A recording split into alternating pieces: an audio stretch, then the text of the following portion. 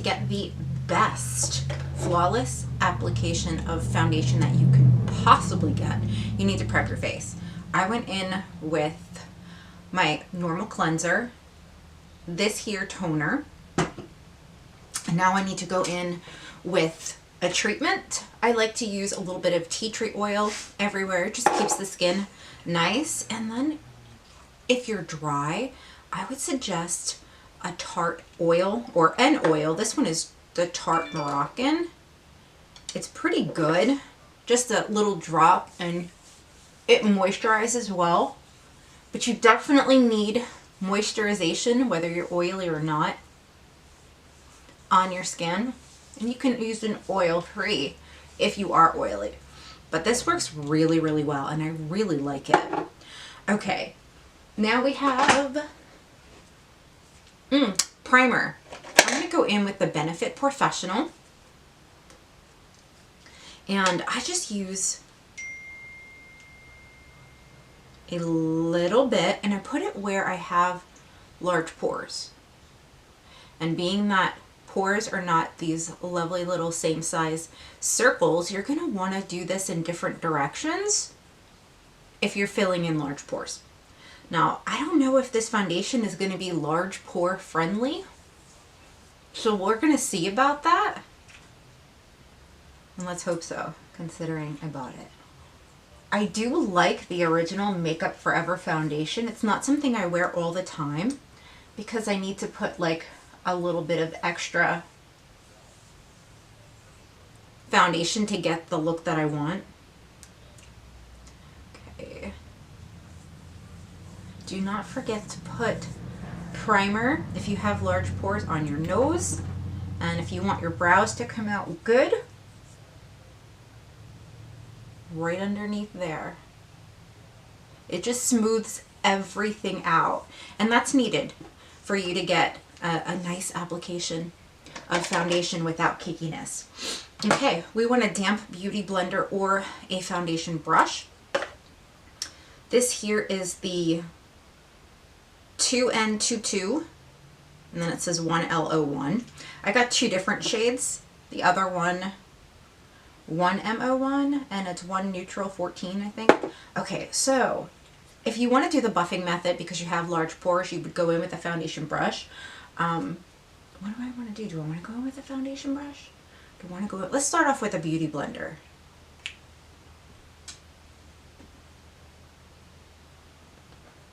We're just going to pat it in.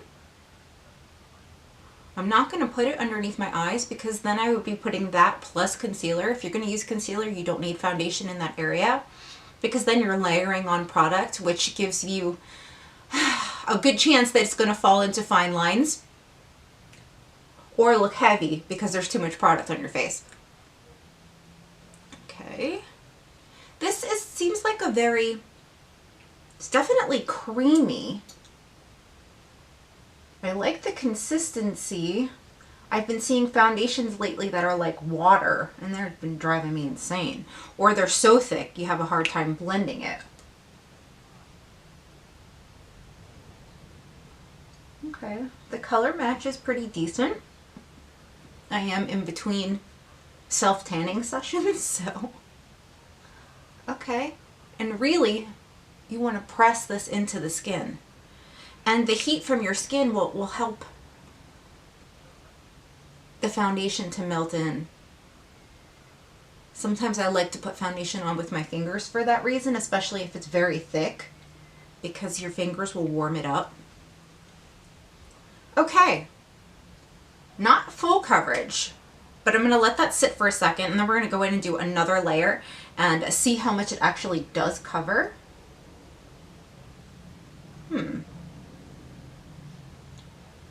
This foundation was like 40 something, I want to say.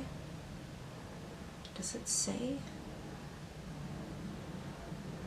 Undetectable Stay True Foundation. Well, I would say it really doesn't look like I am wearing foundation, so it's kind of undetectable. Let's see if I add some more. If it's buildable. Yeah, it is. And it is lightweight so far. We'll see in a couple hours if I feel it or not. Okay, not bad.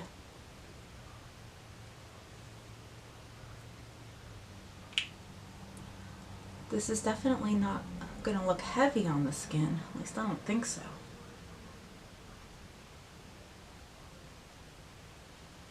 Huh. Not bad. All right. This has got to dry down. I do like the packaging. I like this, how it just kind of slips in there. I like that. That's neat to me. All right. I definitely need to set this. And you know what we'll do? I will use the dupe for the Bare Pro, and I don't think I've done a video on that yet, so you guys are going to get to see that. Okay, let me grab it. After I did my Bare Pro Minerals, that new compact, the powder foundation, I discovered the CVS Sorme powder, and it worked just like the Bare Pro, except it's half price. This one was like $15 and that one was like $30. So what I'm going to do is grab a powder brush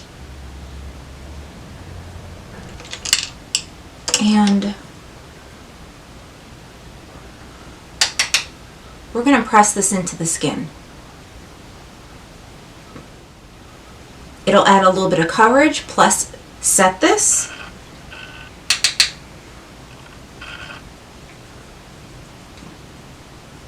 Now you can use a powder puff or one of the, what are they called?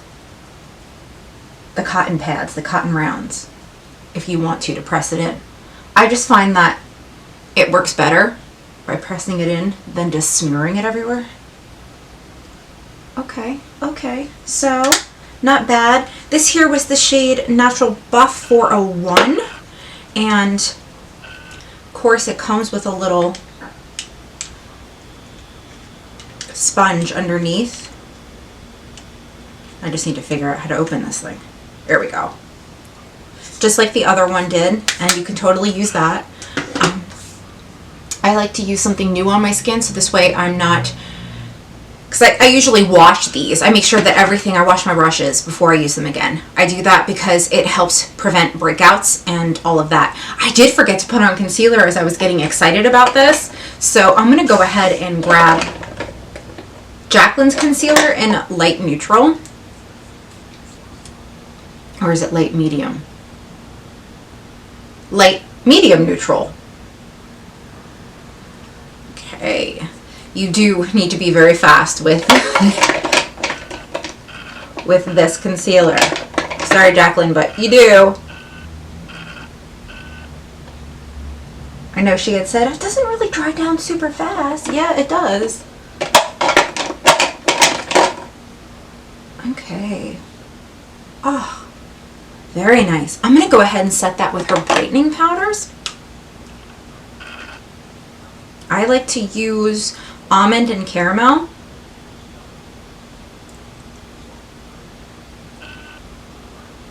Oh, very nice. Okay, I'm going to finish my makeup and come back and do a wear test with you guys. So I'll see you in a minute. Okay, let's see. I'm outside, no filter. This is what the HD foundation looks like. It has been 3 hours now, and I have to say I'm pretty impressed. Powder, the dupe for the Bare Pro, I have that on as well, and I am liking it. No cakiness, no nothing. That works. All right, so I'll see you in a little bit. I just picked up Kayla from school, so I've had this foundation on now for about 6 hours, and guys, I have no complaints. I actually recommend it. So if you got any questions for me, put that down in the comments below and tell me your thoughts. I will see you guys really soon in another video. Bye.